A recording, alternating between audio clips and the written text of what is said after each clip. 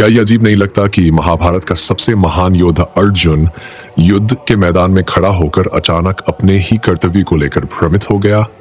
सोचिए, वह अर्जुन जिसने वर्षों तक शस्त्र विद्या सीखी, जो पांडवों की सबसे बड़ी उम्मीद था, वह कुरुक्षेत्र में युद्ध शुरू होने से ठीक पहले अपने धनुष को नीचे रख देता है और कहता है, मैं नहीं लड़ूंगा। ऐसे समय में कौन उसे संभालता है? कौन उसे जीवन का सबसे गहरा, सबसे कठिन सत्य समझाता है? वही श्री कृष्ण, जिनका किरदार महाभारत में केवल एक सारथी का नहीं बल्कि पूरे जीवन दर्शन का मार्गदर्शक है। महाभारत केवल एक युद्ध की कथा नहीं है, ये जीवन के हर पहलू का आईना है। और इस आईने में जो सबसे चमकता हुआ तत्व है वह है भगवान श्री कृष्ण के उपदेश। अर्जुन के उस संशय की घड़ी में श्री कृष्ण ने जो कहा वह केवल युद्ध के संदर्भ में नहीं था, वह तो पूरे मानव जीवन के लिए था। क्या हमें कभी अपने जीवन में ऐसा क्षण नहीं आता जब हम उलझ जाते हैं, जब हमें नहीं पता कि सही क्या है, गलत क्या है? तब हमें भी एक श्री कृष्ण चाहिए होता है, कोई जो हमें हमारे भ्रमों से बाहर निकाले।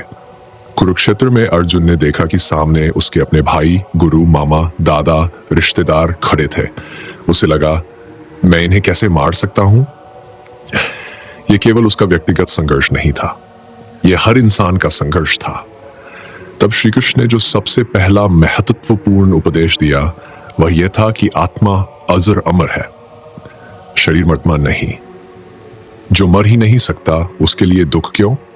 यहां श्री कृष्णन हमें बताते हैं कि हम केवल अपने भौतिक अस्तित्व तक सीमित नहीं है, हमारी असली पहचान हमारी आत्मा है।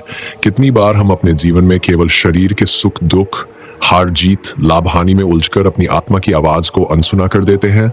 श्री कृष्ण कहते हैं, कर्म करो, फल की चिंता मत करो। यह शायद सबसे प्रसिद्ध उपदेश है, पर क्या इसका सही अर्थ हम समझते हैं? इसका मतलब यह नहीं कि हम अपने कार्यों के परिणाम की परवाह ही ना करें, बल्कि इसका गहरा अर्थ यह है कि हम अपना ध्यान केवल अपने कर्तव्य पर केंद्रित रखें, क्योंकि फल पर हमारा अधिकार कभी था ही नहीं। सोचिए, जब आप परीक्षा देते हैं तो क्या आप परिणाम पर नियंत्रण रखते हैं? नहीं, आप केवल अपनी तैयारी और मेहनत पर नियंत्रण रखते हैं। जब हम केवल फल की चिंता में उलझ जाते हैं तो हम अपने कर्म से भटक जाते हैं। श्री कृष्ण का यह उपदेश आज के जीवन में भी उतना ही प्रासंगिक है जितना उस समय था। एक और महत्वपूर्ण उपदेश था समत्वम योग उच्यते, यानी सफलता और असफलता, सुख और दुख, लाभ और हानि, इन सब में समान भाव रखना ही सच्चा योग है। अर्जुन को यह समझाया गया कि युद्ध में विजय या पराजय से बड़ा प्रश्न यह है कि क्या तुम अपना धर्म निभा रहे हो। आज हम अपने जीवन में हर छोटी बड़ी असफलता से टूट जाते हैं, हर छोटी सफलता में फूलकर कुप्पा हो जाते हैं। श्री कृष्ण हमें संतुलन सिखाते हैं, न अधिक खुशी में बह जाना, न दुख में डूब जाना। महाभारत में श्री कृष्ण केवल एक दार्शनिक या गुरु नहीं थे, वह एक रणनीतिकार, एक दोस्त, एक सारथी और एक मार्गदर्शक भी थे। उन्होंने अर्जुन को गीता का ज्ञान देकर सिर्फ युद्ध की प्रेरणा नहीं दी, बल्कि एक संपूर्ण जीवन दर्शन दिया। उन्होंने ये भी स्पष्ट किया कि जब धर्म की रक्षा के लिए अधर्म का विनाश जरूरी हो, तब हिंसा भी धर्म बन जाती है। ये एक अत्यंत जटिल और विवादित विचार है, लेकिन श्री कृष्ण इसे पूरी स्पष्टता और दृढ़ता के साथ प्रस्तुत करते हैं। श्री कृष्ण का उपदेश केवल निर्लिप्त कर्म की बात नहीं करता, वह भक्ति, ज्ञान और योग की भी बात करता है। उन्होंने अर्जुन को बताया कि केवल कर्मयोग ही नहीं, भक्ति मार्ग और ज्ञान मार्ग भी मुक्ति की ओर ले जाते हैं।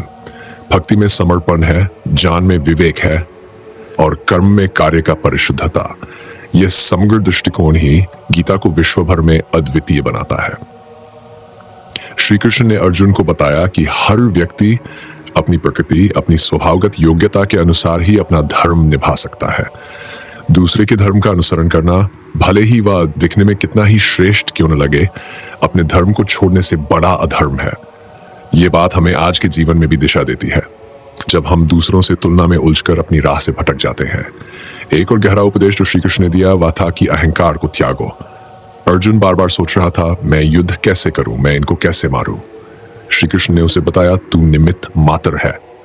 यह संसार, यह खेल, यह युद्ध सब ईश्वर की लीला है। हम सब केवल उपकरण हैं, माध्यम है। जब हम ये समझ लेते हैं तो हमारे भीतर से भय, भ्रम और अहंकार सब दूर हो जाते हैं। महाभारत में श्री कृष्ण का यह रूप, जहां वे अर्जुन के सामने विराट रूप धारण करते हैं, वह केवल शक्ति का प्रदर्शन नहीं था, वह अर्जुन को यह दिखाना था कि यह सब केवल उसके निर्णय या उसके बल पर नहीं हो रहा, यह सब एक व्यापक दिव्य योजना का हिस्सा है। विराट रूप में श्री कृष्ण ने अर्जुन को संसार की असली प्रकृति दिखाई। जो जन्मा है वह मरेगा, जो मरेगा वह फिर जन्मेगा, और यह चक्र अनंत है। आज हम जब अपने जीवन के निर्णयों में उलझते हैं, जब हमें नहीं पता होता कि सही क्या है, गलत क्या है, तब श्री कृष्ण के उपदेश हमारे लिए मार्गदर्शक बन सकते हैं।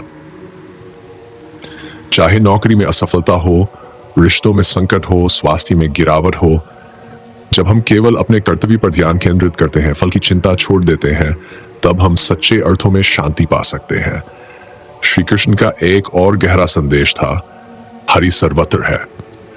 ईश्वर केवल मंदिरों, मूर्तियों या ग्रंथों में नहीं है, वह हर जगह है, हर व्यक्ति में है, हर कण में है। जब हम दूसरों की सेवा करते हैं, जब हम निस्वार्थ भाव से दूसरों के लिए कुछ करते हैं, तब हम ईश्वर की सच्ची उपासना करते हैं। ये केवल भजन गाने या पूजा करने का सवाल नहीं है, ये अपने व्यवहार, अपने कर्म और अपने दृष्टिकोण का सवाल है। महाभारत का युद्ध केवल बाहरी युद्ध नहीं था, वह अर्जुन के भीतर का युद्ध था। शंका और विश्वास के बीच, कर्तव्य और मोह के बीच, अहंकार और समर्पण के बीच। और उस युद्ध में श्री कृष्ण के उपदेश वह प्रकाश थे, जिन्होंने अर्जुन को उसकी राह दिखाई। ये उपदेश केवल अर्जुन के लिए नहीं थे, वे हम सभी के लिए हैं, हर उस क्षण के लिए जब हम अपने जीवन में कुरुक्षेत्र पर खड़े होते हैं। अब सोचिए, अगर आपको भी अपने जीवन में एक श्री कृष्ण मिल जाए, तो किस बात पर आप उनसे सबसे पहला प्रश्न पूछना चाहेंगे? मुझे कमेंट में बताइए। अगर श्री कृष्ण आपके सामने होते तो आप उनसे कौन सा उपदेश मांगते?